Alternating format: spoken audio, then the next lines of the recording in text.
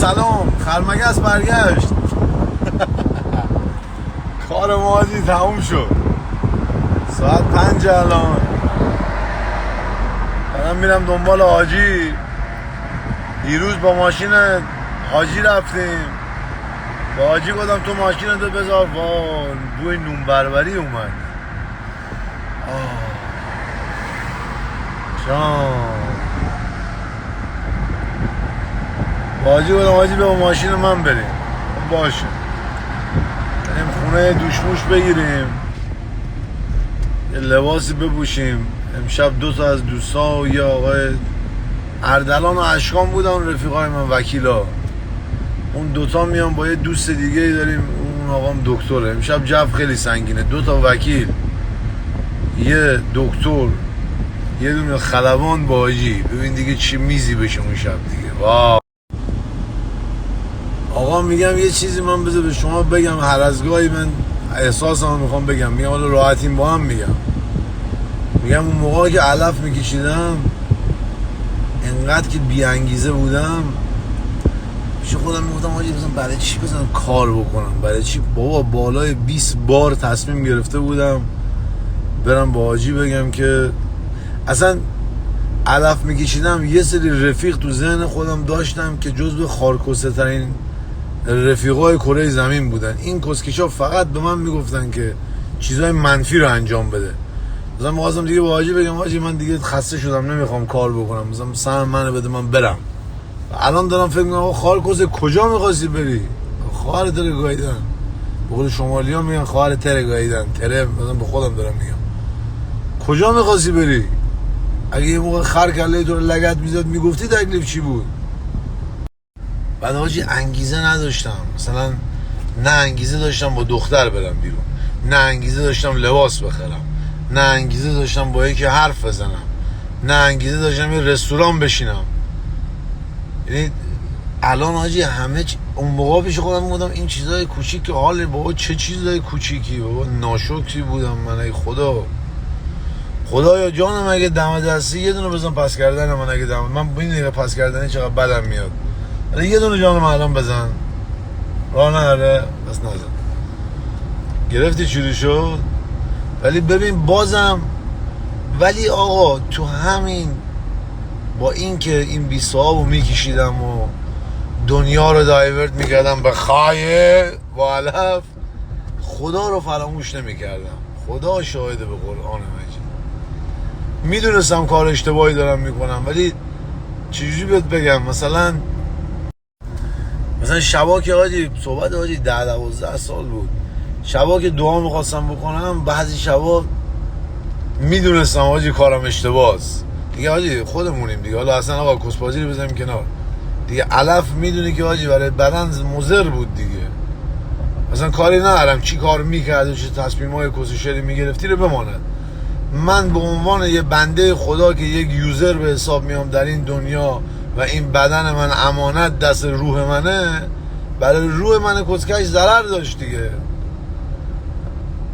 با این که شبا میدونستم مثلا آقا دعا میکردم، مثلا هیچ موقع خواهی نمیکردم خدا یه کار کن من ترک بکنم، بودم خدا یه ذره من انگیزه بده. بعد همیشه هم این جمله تو ذهنم بود که خدا من میگفت کسخل دستیت بالاست داری بکسوات میکنی میری جلو، دستی رو بخوابون موشک میری جلو تو اگه ترک بکنی. که آخر سرم که دیدی که در یک سفر برگشتم. من اصلا بعد کنسرت فرشید و عرفان دیگه دروغ شده بگم حاجی، ما میگیم 4 میلیون خورده ای فالوور، چه این حرفا چیه؟ انسان برادر من خواهر من، دوباره هم دارم بهت میگم من برای اینستاگرام وقتی نمیذارم که، چون من از تو اینستاگرام مایه در نمیارم بخوام که وقت مایه من مثلا الان از میکانیک شاپمون دارم برمیگردم به سر کار آفیسمون دارم ویدیو میگیرم. خب من مثلا کی شما دیدی مثلا تو جلسه هستم و من بگم آقا یه لحظه ببخشید بذار من استوری بگیرم بچه‌ها ما در جلسه هستیم؟ نه. حالا فکر بکنین که اگه من وقت برای این بذارم، واو ای امان اگر اون روز که من دیگه وقت بذارم. الان همین لابلا داریم دیگه با هم اشبازی میکنیم، رفاقت ما پایدار باشه. میگیری دارم چی بهت میگم؟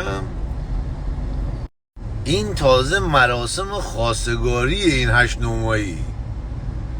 این ما الان تو این 8 ماه داریم تازه با هم آشنا میشیم. این شده حالا فکر کنین که با هم دیگه حلقه بدیم ما این 4-5 میلیون نفر با هم دیگه. اون موقع است که پسر قدیر کودتا میکنه. اون موقع است که دیگه با تمام رسانه های خبری بزنن پسر شاه آمد. من آمدم. اونایی که منو میشناسن میدونن من هنوز دکمه توربو رو نزدم که. این هم خلاص پسر قدیر داره میره جلو. الانم کاری نمیکنم که دارم زندگی روتین که یک انسان ببخشید دیگه تخت خواب ولا تخت خواب نیست، دوشک رو زمین جمع کردن و سالم زندگی کردن رو دارم نشون میدم دیگه. بقیه هم که تو ماشین نشستم دیگه. حالا این اگه پیکان بود خارکوسی یا تاهو بود یا حالا رویز بود یا ساعت آقا چنده ساعت 5 صبح حتما نباید ساعت $100,000 نگاه بکن. ساعت 5 میخواد بیدار بشه چون آیسان ساعت $100,000 داره ساعت نگاه میکنه 5 بلند میشه. نه داداشی این ساعت خارکوسه قراضه رو دیوارم خونه ما چالوس بود. 6 سال باتری خوابیده بود مثل گیر خر. ساعت رو 4 گیر کرده بود. رو اونم میشه دیگه.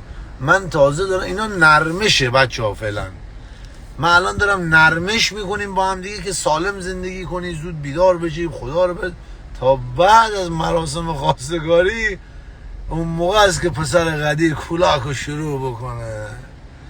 در این ور دوشک دوبنده آبی حاج مراد گاتسالوف حسن یزدانی اون موقع است که حاجی میاد. گرفتی چیلی شد؟ آره فدای تو بشم من. این تازه مراسم خواستگاریه.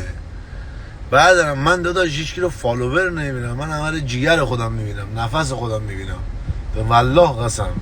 و اگر نه داداشی مگه میشه تو هر بغل کس بلند شی ساعت 4 صبح بری به استوری کافی بگیری؟ نه یه روز، نه یه 2 روز، نه 3 روز. من 10 سال این کارو دارم میکنم. والا 10 سال کس هر شب نرم کافی دیگه. خالکوسه میخورم هر روز که بیا اشبا. تو مگه با فالوور بابا مردم بلا نسبت ایرانی ها بلا نسبت تیم ما مردم برادر من مامان بغل بابا مجانی نمیخوابه. این رفت تو چشم من اگر این کارا رو میکنم من دارم با شما شارژ میشم. من دارم با شما زندگی میکنم. گرفتی چی شد؟ صحبت اینا چی شد؟ حالا دیگه ولش کن. من نمیدونم صحبت چی شد. صحبت الان برم یه تیپ برای شما بزنم. من داشایسان جان یه تیپ برم نمیدونم چی شد. اینا رو گفتم. آقا فعلا دیگه من برم. خداحافظ.